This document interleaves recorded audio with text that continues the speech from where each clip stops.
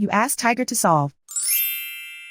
This deals with linear equations with one unknown. The final result is p equals -5/13. Let's solve it step by step. Simplify the expression. Simplify the arithmetic.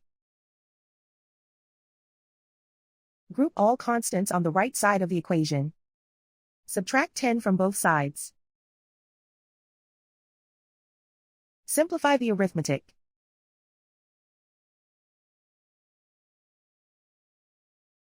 Isolate the p. Divide both sides by 26. Simplify the fraction. Find the greatest common factor of the numerator and denominator. Factor out and cancel the greatest common factor. And so the final result is p equals -5/13.